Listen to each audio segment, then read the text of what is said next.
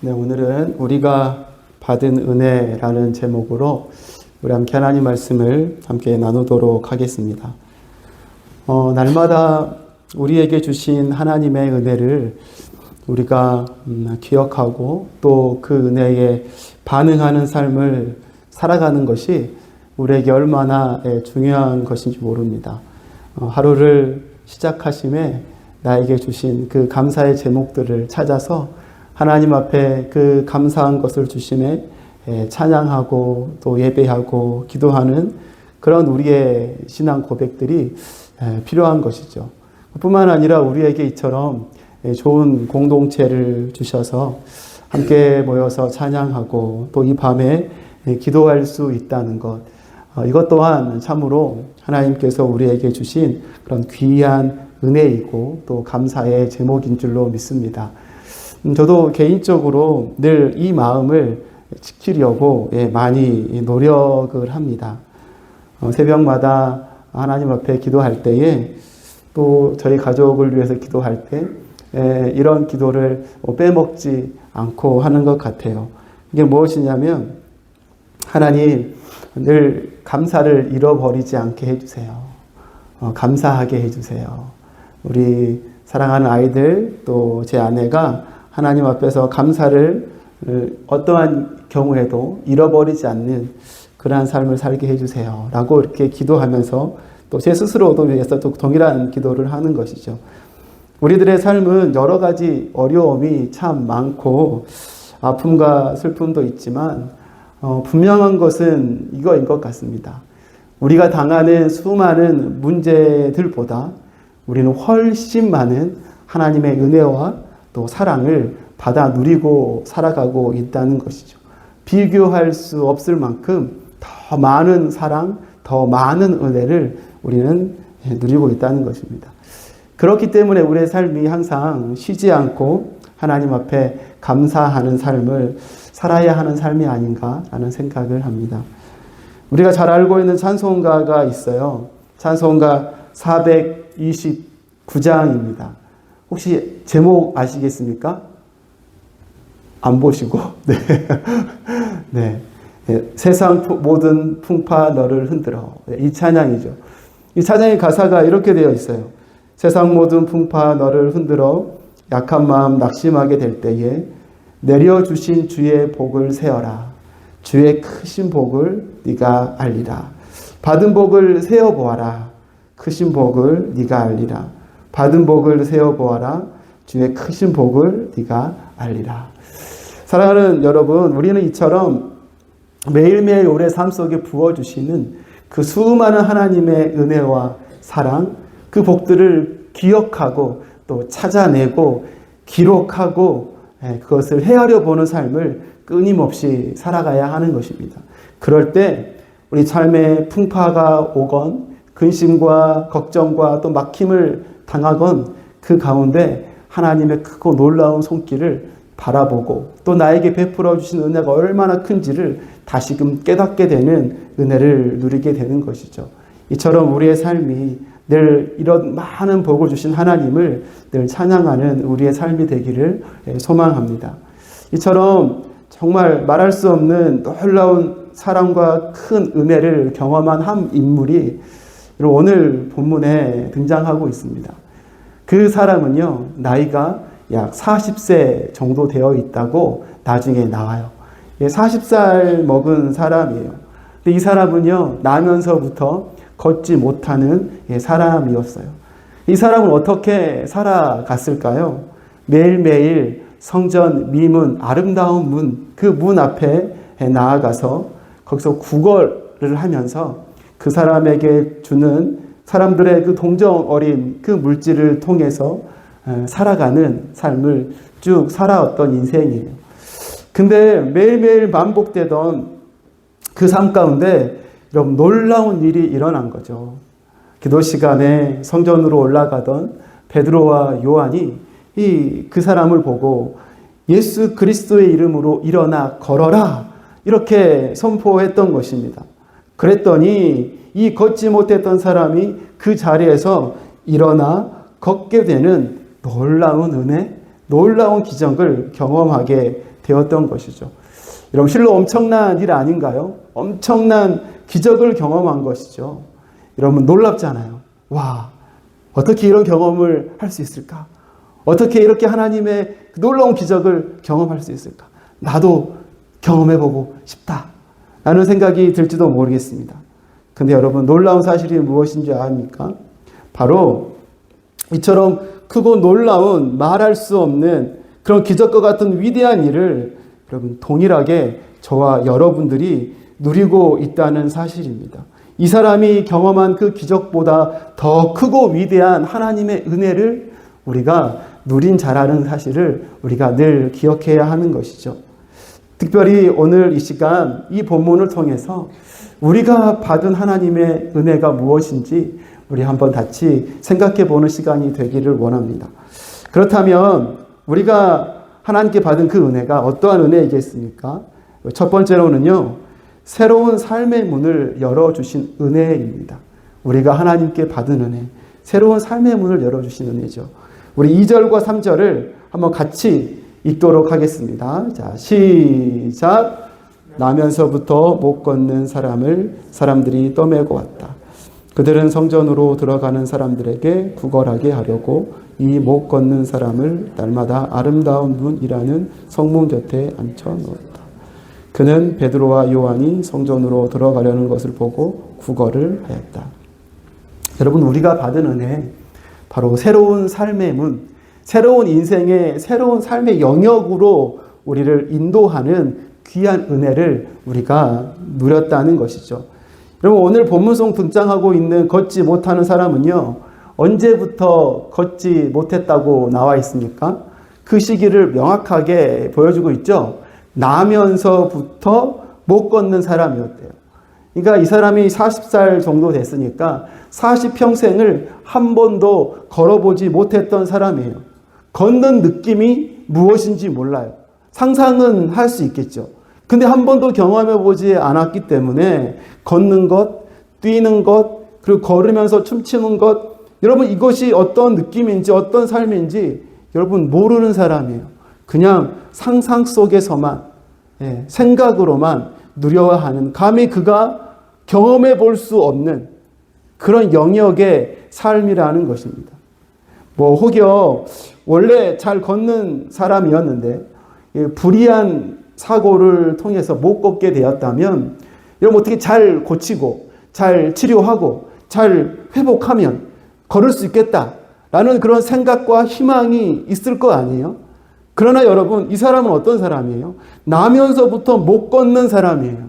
원래 걸을 수 없었던 사람, 걷는 게 어떤 삶인지 모르는 사람, 어떠한 방법을 써도 걸을 수 없는 아주 절망적이고 희망이 없는 사람, 걸을 가능성이 0%인 사람을 의미하는 이야기인 것입니다. 늘 이 사람은요, 걷고 싶다.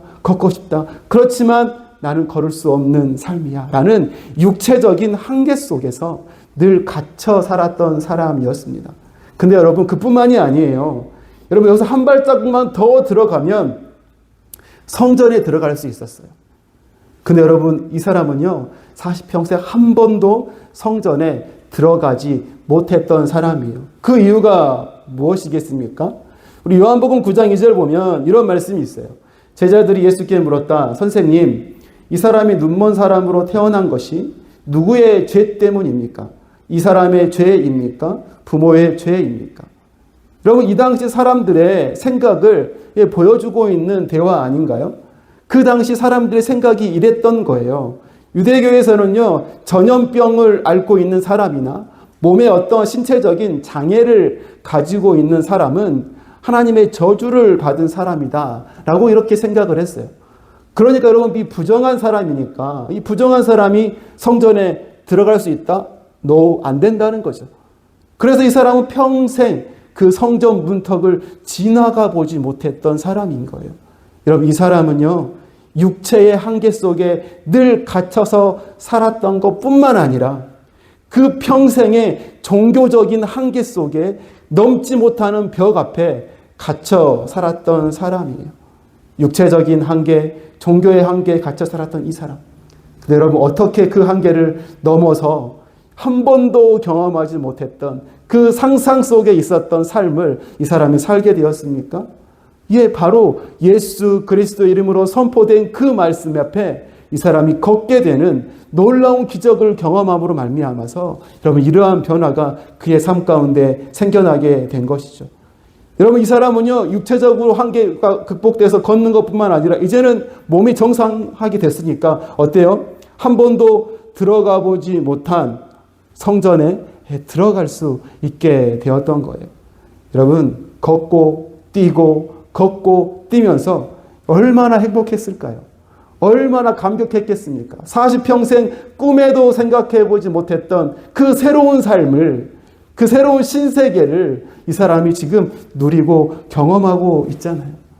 아마도 성경에 나와 있지는 않지만 성전에 들어가서 하나님을 찬양하는 그 순간에 이 사람의 눈에는요, 눈물이 흐르고 감격의 기쁨의 찬양의 눈물이, 감사의 눈물이 흐르지 않았을까요? 사랑하는 여러분, 오늘 본문 속 걷지 못한 사람이 평생 육체적 한계와 종교의 한계의 벽에 갇혀 살았듯이 여러분, 저와 여러분들이 바로 그러한 삶을 살아왔었음을 우리는 기억해야 하는 것입니다. 그 한계 속에 우리도 늘 갇혀서 살았어요. 우리의 노력으로, 우리의 수고로, 우리의 헌신으로, 우리의 어떠한 방법으로 우리가 감히 넘어설 수 없는 그 한계의 장벽 앞에 우리는 갇혀 살았던 사람들입니다. 그 장벽이 무엇입니까? 바로 죄라는 장벽 앞에 갇혀 살았던 사람이죠. 우리의 어떠한 수고로도, 우리의 어떠한 노력으로도 죄인이라는 우리의 그 신분을 벗어날 수 없었던 존재, 그 존재가 바로 저와 여러분이었던 것이죠. 근데 여러분, 이러한 삶에 누가 찾아오신 거예요? 예수 그리스도께서 찾아오셨어요. 성령님께서 예수님을 나의 구주, 나의 하나님으로 우리 가운데 믿고 신뢰하고 우리의 입술로 고백하게 해주셨어요. 믿음이라는 놀라운 선물을 우리에게 주셨어요. 여러분, 이 일로 인해서, 이 은혜로 인해서 저 여러분의 삶이 완전히 달라지게 되었습니다. 그토록 넘어설 수 없었던 그 죄의 장벽을 이제는요, 넘어서게 되었던 것이죠. 이제는 죄가 우리를 정죄하지 못하게 되었고요. 죄가 우리를 더 이상 가두지 못하게 되었어요. 이제는 우리가 은혜의 날개 아래 거하는 그런 거룩한 인생으로 살아가게 되었던 것이죠. 새로운 삶의 문이 은혜로 열리게 되어진 것이죠. 영원한 죄와 형벌과 죽음이 아니라 영원한 생명, 영원한 하나님의 나라의 삶, 그 새로운 삶을 우리가 소유한 자요, 비록 이 땅에 살고 있지만 그 땅을 가진 자로 그 땅을 바라보고 살게 되는 새로운 삶의 문이 우리에게 열린 것이죠. 얼마나 기쁜 일입니까? 얼마나 감격스러운 일이에요. 얼마나 감사한 일입니까? 여러분, 우리가 하나님께 받은 은혜가 바로 이러한 은혜임을 우리가 기억해야 될 줄로 믿습니다. 그 하나님 앞에 우리가 늘 찬양과 감사를 올려드리는 삶을 살아가는 우리가 되어야 될 줄로 믿습니다. 또한 우리가 하나님께 받은 은혜가 어떠한 은혜입니까? 두 번째로는요, 자격 없는 자에게 주신 은혜인 것이죠. 우리 5절부터 8절 말씀 좀 길지만 한번 같이 읽어주시겠습니까? 자, 시작.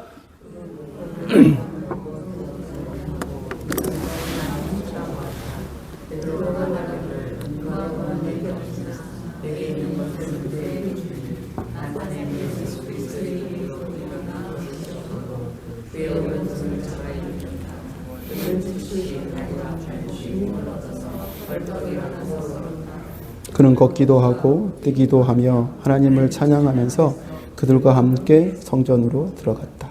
아멘. 하나님의 그 귀한 은혜를 받는 그런 과정을 쭉 보여주고 있습니다. 우리가 하나님께 받은 은혜, 여러분, 그것은 자격 없는 자에게 주신 선물과 같은 은혜임을 우리는 기억해야 하는 것이죠. 성전 미문에 앉아있던 사람은 하나님의 놀라운 은혜로 말미암아 걷게 되는 기적과 같은 은혜를 지금 경험하게 되었어요. 근데 여러분, 오늘 말씀을 살펴보면 이렇게 자신이 걷게 되는 은혜를 누리는 데 있어서 은혜를 누릴 만한 어떠한 자격이나 어떠한 행동이 이 사람에게서 전혀 보이지 않고 있음을 우리는 금방 알 수 있습니다. 이런 기적과 같은 일들이 성경에 종종 기록되어 있잖아요. 근데 여러분, 그러한 말씀을 보면 예수님께서 이런 말씀을 많이 하시잖아요. 그들의 믿음을 보시고 예수님께서 은혜를 베풀어 주시는 경우를 우리는 성경 여러 곳곳에서 볼 수 있습니다. 이런 사도행전 14장에 보면 또 사도 바울이 동일하게 못 걷는 사람을 걷게 하는 그러한 장면이 기록이 되어 있거든요. 그 말씀이 이 말씀인데 어떻게 되어 있습니까? 이 사람이 바울이 말하는 것을 들었다. 바울은 그를 똑바로 바라보고 고침을 받을 만한 믿음이 그에게 있는 것을 알고는 큰 소리로 그대의 발로 똑바로 일어서시오 하고 말하였다. 그러자 그는 벌떡 일어나서 걷기 시작하였다. 어떻게 이 사람이 걷게 되었습니까? 비슷한 이야기잖아요. 근데 여기서 분명해요. 고침받을 만한 믿음이 그에게 있었다라고 기록을 해주고 있어요. 근데 오늘 본문 속 주인공의 삶을 보면은요, 이러한 기록이 전혀 어느 곳에서도 찾아볼 수가 없습니다.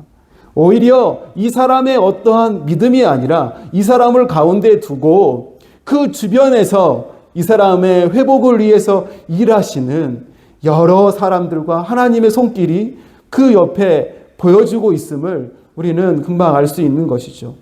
이 사람은 그저 매일 구걸하던 그 자리에 나와서 구걸하고 있었을 뿐이에요. 베드로와 요한을 보면서 자기의 치유 상상도 못해요. 오직 금과 은, 돈 이것만을 바라보고 생각하고 있었단 말이에요. 근데 여러분, 하나님은 그곳에 엎드려 구걸하고 있는 그 사람에게 집중하고 주목하고 계셨다는 것입니다. 4절 말씀에 이렇게 되어 있지 않습니까? 베드로가 요한과 더불어 그를 눈여겨보고 그에게 말했다. 근데 여러분, 4절을요, 개역개정에서는 이렇게 이야기해요. 베드로가 요한과 더불어 주목하여 이르되, 이렇게 이야기하고 있는 것입니다. 여러분, 하나님의 시선이 느껴지지 않습니까? 성령의 인도하심이 보이지 않나요? 미문 앞에 있는 그 구걸하는 사람이 이 사람 한 명이었을까요? 문제가 있는 수많은 사람들이 그곳에 있지 않았겠습니까? 그런데 하나님은 이 한 사람에게 주목하고 계셨어요. 그리고 여러분, 이 하나님뿐만 아니라 그에게 믿음으로 선포하는 베드로와 요한의 믿음의 선포도 잘 기록이 되어 있습니다. 예수 그리스도 이름으로 일어나 걸어라 라고 믿음으로 선포했죠. 근데 여러분, 그뿐만이 아니에요. 일어나 기다리지 않았어요. 행동으로 직접 나갔습니다. 그를 오른손으로 잡아서 일으켜 세웠던 거죠. 그러니까 어떻게 발과 발목에 힘이 들어갔다는 거예요. 발과 발목에 힘이 들어가서 그를 부축해 준 것이 아니죠. 선포하고 그를 잡고 일으켜 세웠더니 그때의 힘이 그 발에 들어갔더라 라고 이야기해 주고 있는 것입니다. 여러분, 이 놀라운 기적은요, 평생 걷지 못했던 이 사람 때문에 일어난 것이 아니라 바로 베드로와 요한과 같은 믿음의 사람의 선포와 믿음의 행동과 그리고 성령 하나님의 역사하심으로 일어난 놀라운 기적이었음을 우리는 알 수 있는 것입니다. 정말 아무것도 하지 않고 가만히 있었던, 자격이 되지 않고 조건이 되지 않는 자에게 주시는 하나님의 전적이고 주권적인 그 은혜임을 보여주고 있는 것이죠. 사랑하는 여러분, 왜 하나님은 저와 여러분들을 택하셨을까요? 왜 하나님은 죄에 물들어 있는 우리들을 찾아오셔서 영원한 하나님의 사랑을 주시고 갚을 수 없는 사랑과 은혜를 부어주신 것입니까? 그 이유를 우리는 알 수가 없어요. 알 수가 없어요.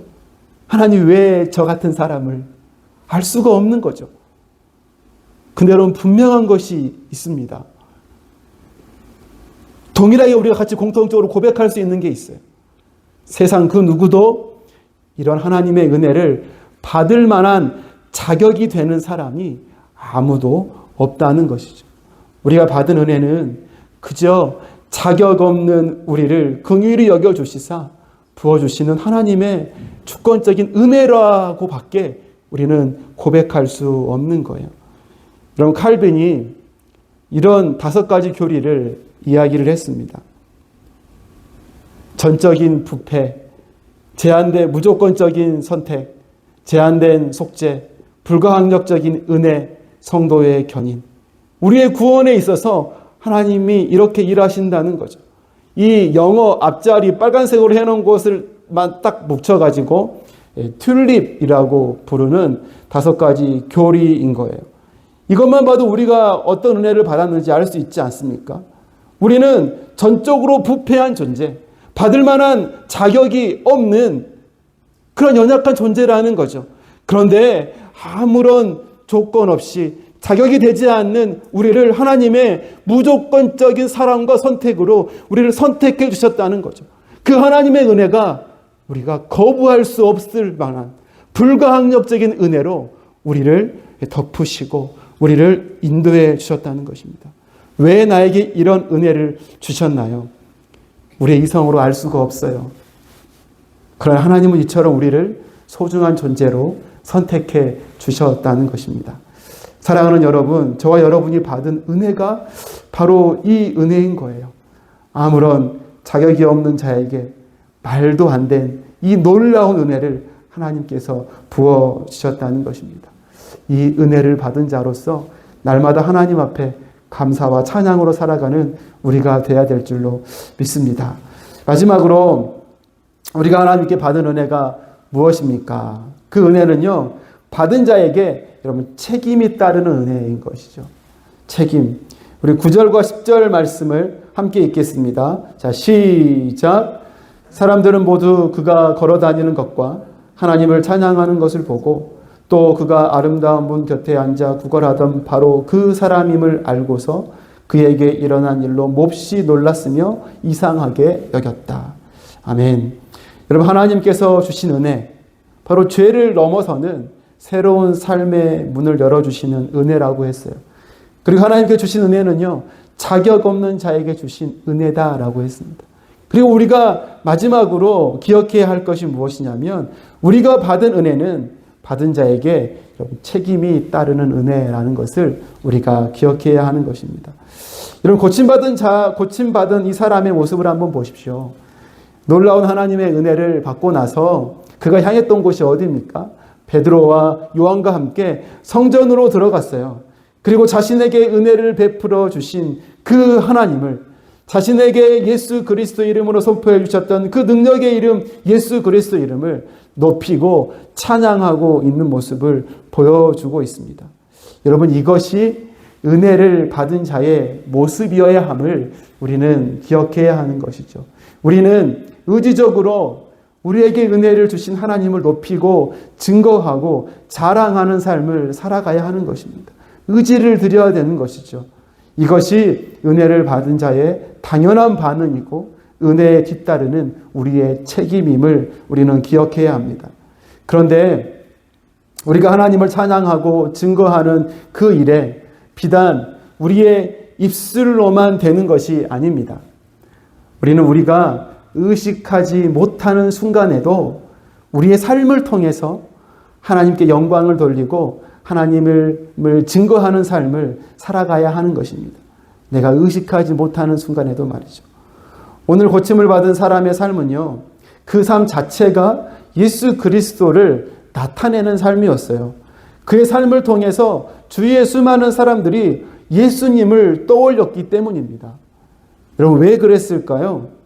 유대인들은 이 메시아가 오셔서 하시는 그 일, 사역 중에 그 한 가지가 바로 이 걷지 못하는 사람을 걷게 하는 일이다라는 생각을 가지고 있었기 때문이에요.